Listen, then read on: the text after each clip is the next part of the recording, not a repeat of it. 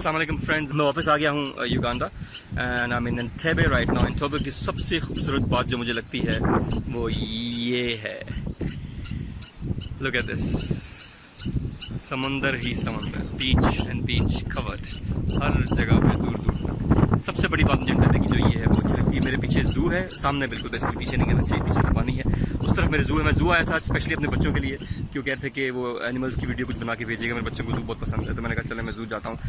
छोटे से क्लिप्स बनाऊंगा, वो इस पेज पे भी अपलोड कर दूंगा। वो जो रास्ते में हमारी प्रॉब्लम हुई वो ये था कि कोई आग कहीं लगी हुई थी तो दो गाड़ियां टकराई हैं, तो उनके टकर जो सुना है अल्लाह बेहतर जानता क्या हुआ, तो वो पूरी फील्ड्स को आग लगी रास्ते में, और बंदे की लाश देखी, अल्लाह माफ़ कर, जली हुई लाश पड़ी थी। मैंने उसकी तो खैर वीडियो नहीं बनाई, लेकिन गाड़ियाँ जली हुई। लेकिन इसलिए हमेशा से कहता हूँ कि सफ़र में दुआ किया करें, क्योंकि कुछ पता नहीं होता किस टाइम क्या हो जाए।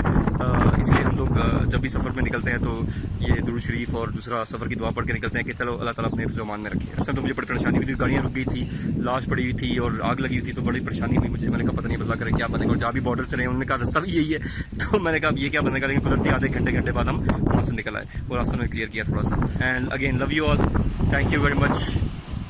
मिलते हैं नेक्स्ट वीडियो में। यूट्यूब चैनल को लाइक करना ना भूलें, सब्सक्राइब करना ना भूलें, मेरे वीडियो को शेयर किया करें, चैनल को सब्सक्राइब कर लें और फेसबुक पेज को भी लाइक करके शेयर कर दें। Thank you.